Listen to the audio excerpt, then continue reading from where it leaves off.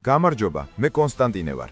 ტყიბულის მუნიციპალიტეტში მეწყერის გამო 5 საცხოვრებელი სახლი დაინგრა. 3 ოჯახის ევაკუაცია განხორციელდა. მომხდარს მსხვერპლი არ მოჰყოლია.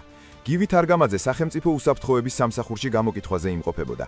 გამოძიება უცხო ქვეყნისთვის ან უცხოეთის კონტროლს დაქვემდებარებული ორგანიზაციისთვის მტრულ საქმიანობაში დახმარების მუხლით მიმდინარეობს. საქართველოს შესახებ დებატები გაიმართა ევროპარლამენტში. საქართველოზე რეზოლუციას ევროპელმა კანონმდებლებმა კენჭი დღეს უნდა უყარონ. შინაარსით და ესთეტიკით საბჭოთა სახალხო ყრილობის გამეორება. ასე შეაფასა ევროპარლამენტში გამართული დებატები საქართველოს პარლამენტის თავმჯდომარემ.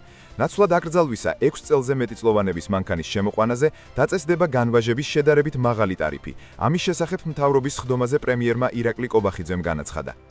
კვლავ უკიდურესად დაძაბულია ვითარება ახლო აღმოსავლეთში. ბეირუთში ისრაელის დარტყმას 7 ადამიანი ემსხვერპლა.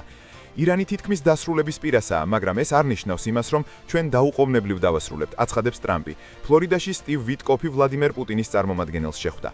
საქართველოს საპატრიარქოს იუნესკოს მსოფლიო მემკვიდრეობის ცენტრის წარმომადგენლები ეწვივნენ. ჩემპიონთა ლიგის მერვედ ფინალში პარის სენ-ჟერმენმა ჩელსი 5-2 დაამარცხა. საუკეთესო მოთამაშე ხვიჩა კვარაცხელიამ გახდა, რომელმაც 2 გოლი გაიტანა. ამ და სხვა მნიშვნელოვან ამბებს პრაიმ ტაიმის გვერდზე წაიკითხავთ. შეხვედრამდე.